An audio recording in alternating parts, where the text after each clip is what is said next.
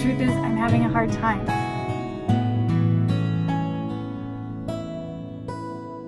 Hi friends!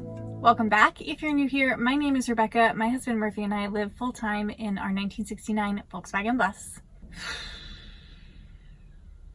So today I want to talk about burnout, specifically van life burnout. And talking about it in this context is not at all meant to diminish it in any way.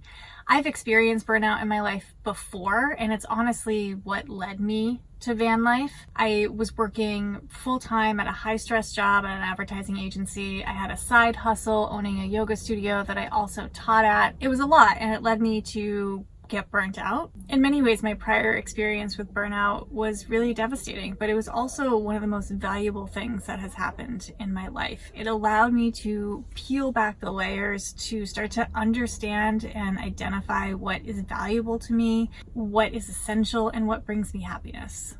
So while I'm starting to get these creeping feelings of burnout again, I'm doing my best to try to embrace it and look forward to it because I know that there's good information that will come out of it. So I thought I would just make an honest video about what I'm experiencing living in the van and how I intend to deal with it. It's been nearly a year since we started living in the bus. If you've been following along, you know we've had our ups and our downs and there's been no shortage of adventure, but it's really the past 2 weeks that have been, I would say, some of the most difficult for me.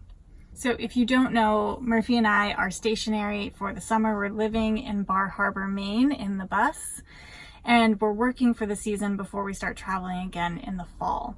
And it's honestly not really the work part that is driving my feelings of burnout. It's really more of a lifestyle burnout than it is a work burnout, which is very different than what I've experienced before. Oh, this thing is so annoying. Get up there. Come on. Okay. So let me just paint a picture of the past 2 weeks. For the first time living in the bus, I got sick. And sick enough that I needed to go see a doctor. So we're obviously out of state from where our health insurance is, so it was really difficult for me to find a doctor who would take our insurance. So it was a good 2 days of having to be sick while I found a way to see somebody. And I should say, it was a kind of sickness where you wanted to be really close to a bathroom. And you know, when you're sick, all you want is comfort and sleep and a bathroom. And all those things are difficult to find when you're living in a van. And you know, our bed is moderately comfortable, but it's tough to nap in the middle of the day in a van. It's hot even with the fan on. It's bright even with the window shades. There's people walking by, talking, there's road noise. Like it's hard to cocoon yourself in a sick bubble when you live in a van. So then on top of that, the medication that I got, I had a reaction to, and I got hives all over my feet and I spiked a fever. And then on top of that, the battery that is powered by the solar in the bus broke. So we have no refrigerator, we have no way to charge our devices. And then on top of that, I got poison ivy peeing in the woods in a very unfortunate place. So you can see why I maybe was having a tough couple weeks.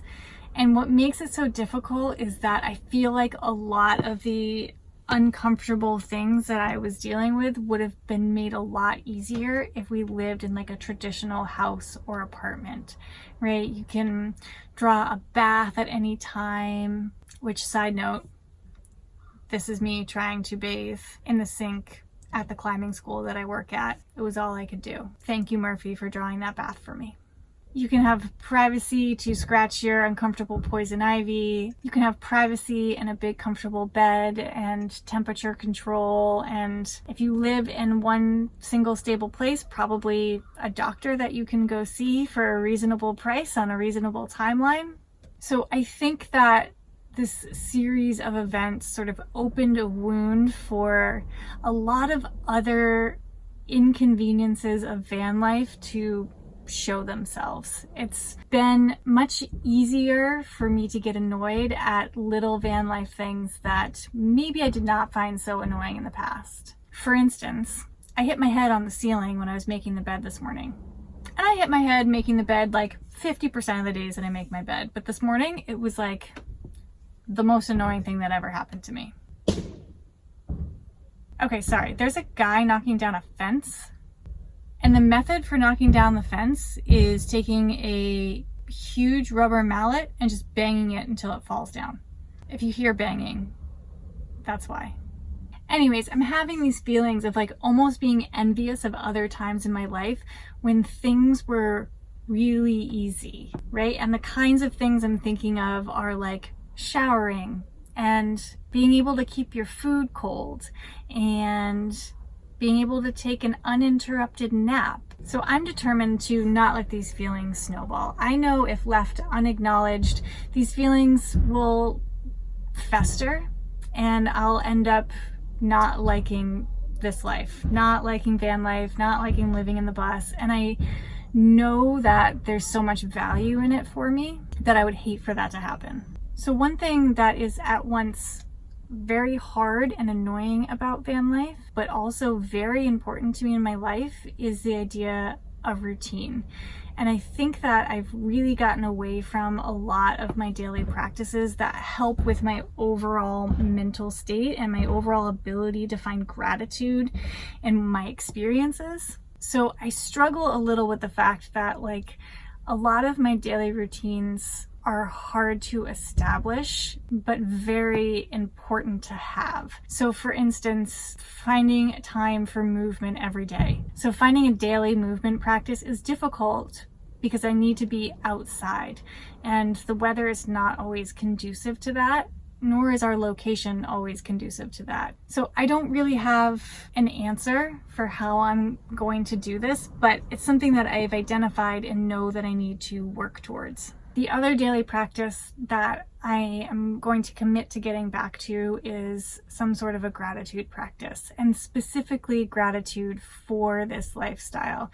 And I even started this a little bit yesterday, and my gratitude practice was just watching some of the old YouTube videos that we had made about our travels. It reminded me of the fun and the freedom and the adventure that this life allows us, which helps me put that at the focal point rather than all of the things that are annoying and difficult about living in a bus. So I want to continue that in some way, whether it's, looking at photos or even just writing down a few things that I'm grateful for, shifting my mindset away from the annoyances and towards the beautiful things about this life. And the third is returning to my meditation practice. Typically, I would do a seated meditation every day. I've really strayed away from that lately, and I know it's having an impact on me. So I am committing to returning to my seated meditation practice every day, just to give me a little bit of space, a little bit of time, a little bit of clarity to shift my mindset. And the last is food. I have been struggling with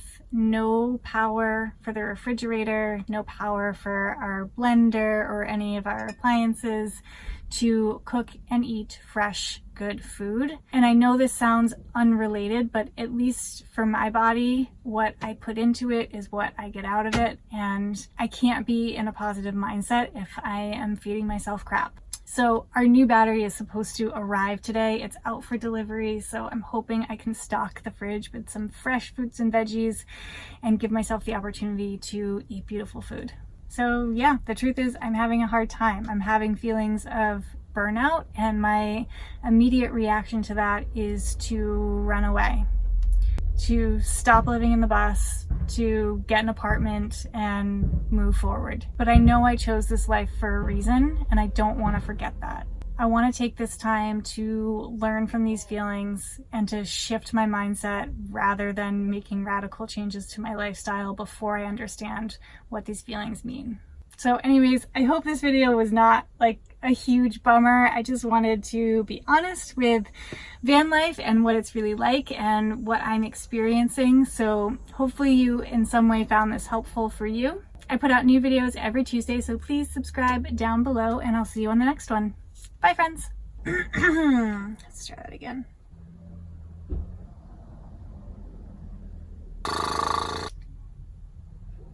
Having poison ivy, like on your private parts, is terrible. You also can't scratch it like in public. There's 500 motor scooters going by.